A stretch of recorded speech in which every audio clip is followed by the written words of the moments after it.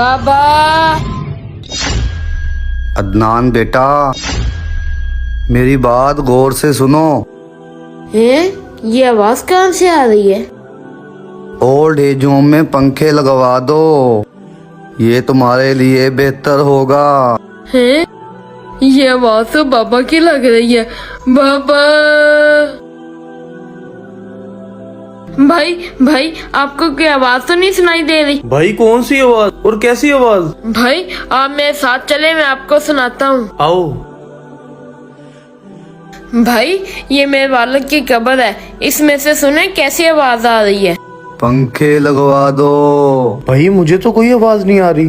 भाई ऐसा कैसे हो सकता है? पंखे मुझे तो लगवा आवाजें दो। आ रही हैं, अभी भी आ रही हैं। भाई मुझे ये तो बताओ कि कैसी आवाजें आ रही हैं? भाई वो मुझे ना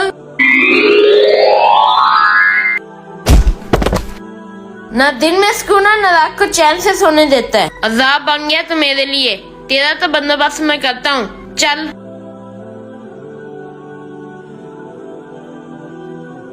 अस्सलाम वालेकुम, ये मेरे वालिद साहब हैं, आप इन्हें अपने ओल्ड होम में जमा कर लें। बाबा जी आप बैठें, आप जा सकते हैं। ये लें बाबा जी आपका कमरा।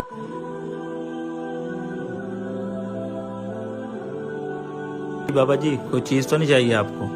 बेटा कुछ नहीं चाहिए, मेहरबानी करें 1 मिनट के लिए मेरे बेटे से तो बात करवा दें। अच्छा जी, अभी करवाता हूँ। अस्सलाम वालेकुम भाई, वो आपके बाबा ना आपसे बात करना चाहते थे। मेरे पास टाइम नहीं है उनसे बात करने का। चलें ठीक है भाई, जैसे आपकी मर्जी। बाबा जी वो कहते हैं मैं बिजी हूँ, मैं आपसे बात नहीं कर सकता।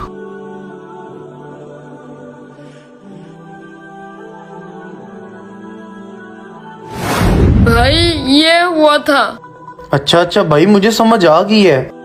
आपके वालिद साहब आपसे क्या कहना चाह रहे हैं। आपने उनके साथ बहुत ज्यादतियां की थी, लेकिन आज भी वो आपका एहसास कर रहे हैं। एहसास? भाई कैसा एहसास? एहसास ही तो कर रहे हैं आपका। उनका ओल्ड होम के अंदर पंखे लगवाने का मकसद ये है। आज आपने उनके साथ किया है, कल को आपके बच्चे भी बड़े होंगे, आपके साथ भी यही कुछ करेंगे।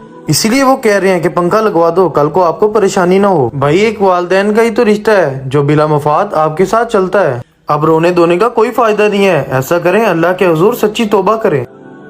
मैं अल्लाह से सच्ची तौबा करता हूँ। या अल्लाह मुझे माफ कर दे, मैंने अपने वालों को बहुत तंग किया। दुनिया की खूबसूरत तरीन छत बाप है।